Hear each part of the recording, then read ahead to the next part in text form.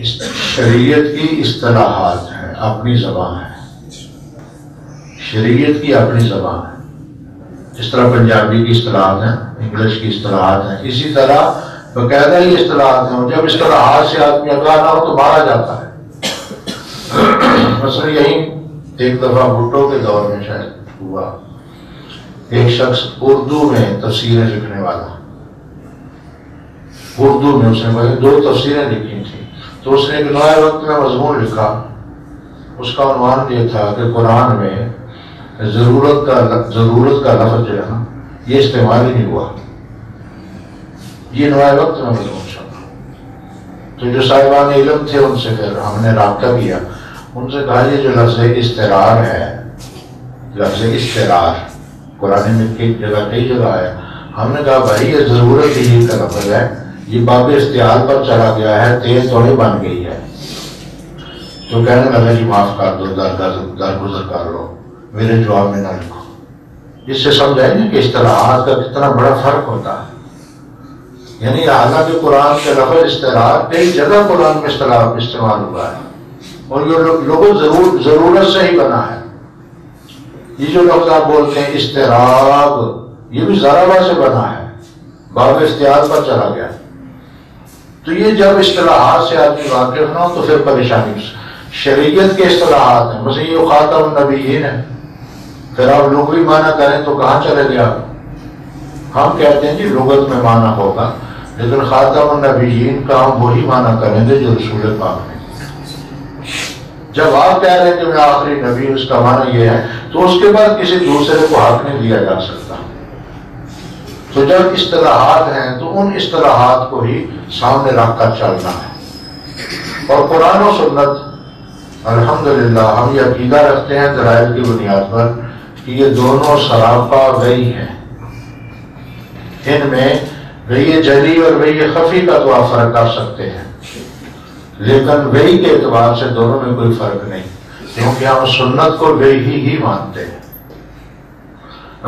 یہ لفظ ہم بولتے ہیں کہ حضور کی زبان سے جو نکلا وہ حق ہی نکلا۔ یہ اگرچہ بعض اہل علم نے کہا ہے کہ یہ نہ کہو کہ ہر لفظ وحی ہے، یہ ضرور کہا ہے، کیونکہ آپ سے پوچھا گیا کہ آپ مزار شریف بھی تو فرماتے ہیں، تو آپ نے کہا کہ میرے زبان سے صرف حق ہی صادر ہوتا ہے۔ اس کا مطلب یہ کہ کوئی غلط بیانی یا جھوٹ یا اس طرح کی کوئی چیز حضور کے دہان مبارک سے خارج نہیں ہو سکتی۔ تو دونوں وہی ہیں، قرآن و سنت۔ اور قرآن و سنت اسی میں میرے خیال ساتھ وہ مسئلہ اضافہ کر لیں آپ کہ صرف قرآن کو ہی ماخذ قرار دینا زیادتی ہے۔ یہ جو مسئلہ ہے اس پر ہم باقاعدہ گفتگو کر رہے ہیں کہ قرآن کی نصوص موجود ہیں، اس پر ہم گفتگو کر رہے ہیں، لیکن ہم صرف اس اصول کو واضح کرنا چاہتے ہیں کہ قرآن تک مسائل کو محدود مت کرو، یہ سوچ ہی غلط ہے۔ اگر قرآن ہی کی بات ہوتی، عربی لغت پر ہی سارا کچھ چلتا، جاہلیت کے شعراء پر ہی سارا کچھ چلتا، یہاں تک معاملہ خراب ہو گیا، ہم کہاں تک ہم جائیں۔ امام راضی نے میرا خیال ہے 8-10 مقام کی یہ بات کی ہے۔ وہ فرماتے ہیں کہ جاہلیت کے شاعر کے شعر کی وجہ سے تم قرآن اور لغت کو مان لیتے ہو، لیکن قرآن کی نص کی وجہ سے تم نہیں مانتے لغت کو۔ حالانکہ ہم لغت کے تو زیادہ تابع ہیں یا قرآن کے زیادہ تابع ہیں، تو ہم ان چیزوں پر آشکار کریں۔ قرآن سے بڑھ کے وسیع کتاب کون سی ہے؟ قرآن سے بڑھ کر وسیع زبان کون سی ہے؟ پھر سنت سے بڑھ کر وسیع زبان کون سی ہے؟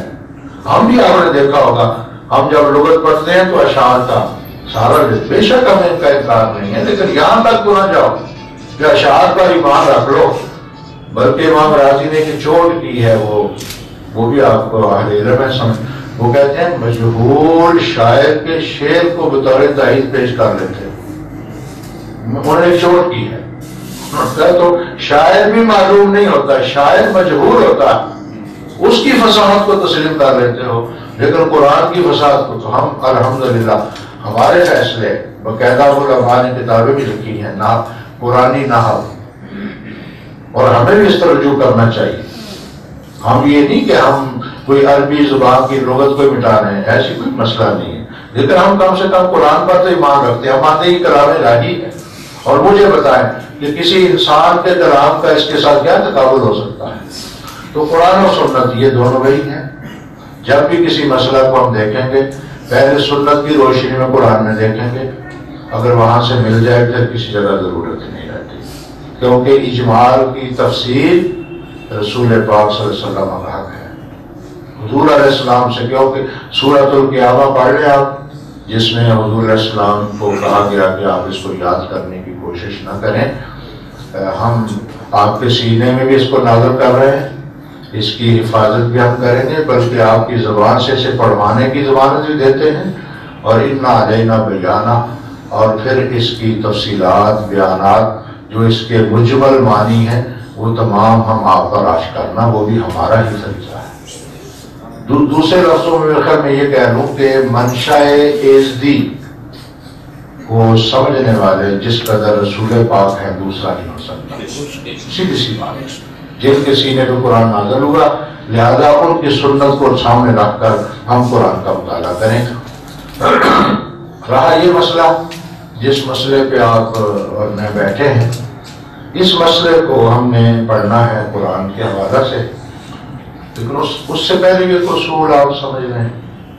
اصول یہ ہے بھائی، کائنات کی کوئی آپ عربی لغت کوئی چیز پڑھ لیں، مثلا کوئی چیز نے فرض فرمائی ہے، ایک درجہ تقسیم آپ پڑھتے ہیں، یہ فرض واجب سنت، اس پر بھی اگر میں نے کام کیا ہے اس کا کسی وقت مطالعہ فرما لیں تو آسانی ہے. معارف الاحکام کے نام سے میں نے پوری اس پر کتاب لکھی ہے، کیونکہ مجھے پتا ہے کہ لوگ آگاہ نہیں، تاکہ درجہ کسی عمل کا درجہ متعین کرنے کے لیے ہمیں واسطے اس پر پوری میں نے کتاب لکھی ہے معارف الاحکام. مثلا اس میں ایک فرض کی بات ہے، ایک حرام کی بات ہے، ایک مکروہ کی بات ہے، ساری اصطلاحات پر وہ بات ہے. تو اب اس میں مثلا فرض لے لیں، فرض. اب آپ اگر قرآن مجید کو دیکھیں گے، جی میں تو اسی فرض کو مانوں گا جو قرآن میں فرض لکھا ہے، تو ہو سکتا ہے آپ کو لفظ فرض ملے ہی نہیں. یہ ایک بڑی اصولی باتیں ہیں کہ حقیقت حقائق ہے. مثلا ہو سکتا ہے فرض ملے ہی نہیں. مثلا روزہ، کیا لفظ ملتے ہیں؟ قرآن پڑھ لو آپ سارے، اس میں لفظ ہے کوتبہ علیکم الصیام، روزہ ہے، روزہ فرض ہے. لفظ کیا ہے؟ کوتبہ علیکم. اب آپ کہیں جی اس میں لفظ ہونے چاہیے فورزہ علیکم. وہ بھائی تو اللہ پر اعتراض کرنے والا ہے، تجھے فرض اور کتب، لفظ کاتبہ میں فرق کا ہی نہیں پتا. مثلا آپ سارے صاحب دفاع میں آپ خود یہ بات محسوس کریں گے، ایک ہے کسی زبانی بات کہنا کہ یہ چیز تجھ پہ لازم ہے، اور ایک ہے لکھ کر آرڈر جاری کرنا. ان دونوں میں فرق محسوس نہیں کرتے آپ کہیں گے جو لکھ کر جاری کیا گیا نا یہ سخت ہے، آپ کہہ دیں آرڈیننس جاری ہو گیا جناب، یہ تحریر ہو گیا. اللہ پاک نے کہا کوتبہ علیکم الصیام، میں نے تم پر روزے لکھ دیے، اور یہ فرض سے بھی اگلا لفظ ہے کوتبہ. اچھا کئی جگہ پر مثلا یہ لفظ بھی نہیں، مثلا لفظ ہے قرآن میں یوصیکم اللہ فی اولادکم، میں نے تم پر وراثت تقسیم کرنا لازم کر دیا ہے، میں نصیحت کر رہا ہوں. یعنی یوسی وصیت، وہ وصیت جو لفظ ہم بولتے ہیں جو آدمی فوت ہوتا ہے تو وصیت کرے، اگرچہ وہ بھی اس میں بھی آپ جانتے ہیں کہ کافی پہلو ہیں سختی کے، لیکن یہاں اللہ پاک کی وصیت کا معنی نصیحت ہے کہ میں یہ تمہیں نصیحت کر رہا ہوں کہ یہ کرو. اب یہ کوئی استاد کی نصیحت تو نہیں ہے، یہ رب کریم کی نصیحت ہے. اچھا اقیم الصلاۃ، اب آپ کہیں گے اس میں فرض کا لفظ ہی نہیں ہے، ہم کہیں گے یہ امر کا صیغہ ہے اور امر لزوم کے لیے آتا ہے. فرض تو فرض کے لیے اگر آپ تلاش کرتے ہیں قرآن تو فرض کے لیے بھی کو 18-20 لفظ قرآن مجید میں آپ کو ملیں گے، جس کی وجہ سے وہ آپ حکم فرض کا کر رہے ہیں، لازم کر رہے ہیں، لیکن وہ الفاظ نہیں ہے. اسی طرح آ جاؤ حرام پر، مثلا آپ قرآن میں ڈھونڈنا شروع کریں کہ یہ حرام کے لفظ تلاش کرتے ہیں، جہاں جہاں لکھا ہوگا اس کو حرام مان لیتے ہیں، جن کا نہیں لکھا اس کو جائز مان لیتے ہیں۔ اب اس ضابطے کو اگر آؤ تو بڑی بڑی حرام چیزیں بھی شاید آپ کو حرام کے لفظ سے نہ ملیں۔